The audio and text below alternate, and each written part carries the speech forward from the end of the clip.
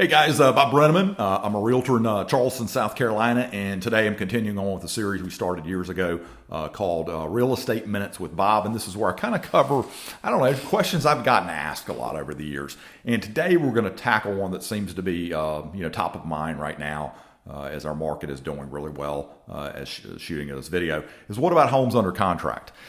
And, I always tell my clients when they, see a house goes under contract that they liked, I always say, you should feel good that you're picking good houses because somebody else obviously thinks that too. That's why it's under contract. So that means you have a pretty good eye for houses if you're picking, or if your list tends to turn into a lot of houses that are under contract.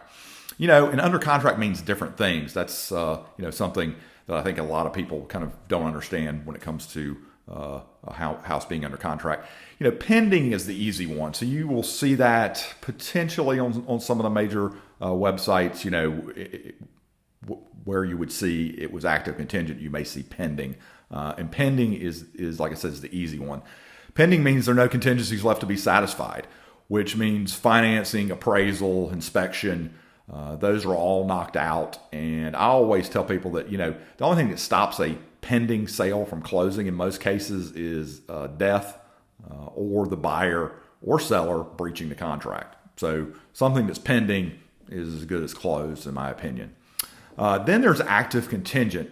And the main contingencies, and these are in order that we generally see in a house that's active contingent, which is, a lot of times you'll see it in the computer as AC, active contingent, are inspection, finance, and appraisal. And in some cases, sale of the buyer's home. And we'll cover that towards the end of this video.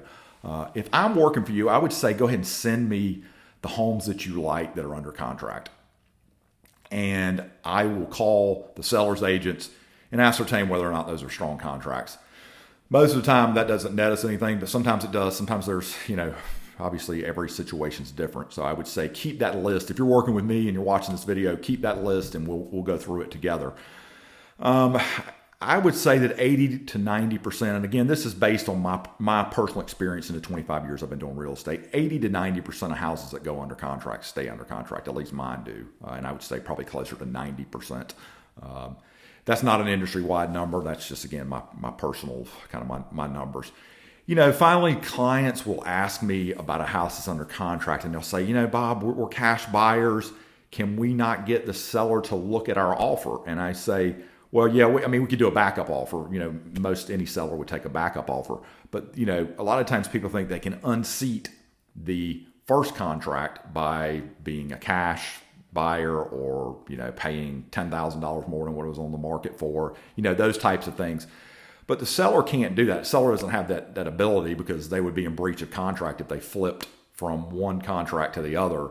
And it would create havoc across the industry if you could just willy-nilly change that. So again, you can't unseat another contract, except in one case that I'm going to talk about at the end of this video, and that is the only way to do that would be to move into first position would be if the other buyer, the first buyer in first position, had a kickout clause, like a house to sell, which means in the industry standards, that's what would be known as a kickout clause in the contract.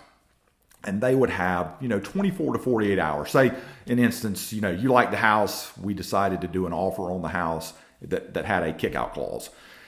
The first buyers would have 24 to 48 hours, and that's not an industry standard, but it's generally the amount of time, to remove their contingency of sale of their house. If they couldn't remove the contingency of sale of their house, then, and only then, could you move into first position.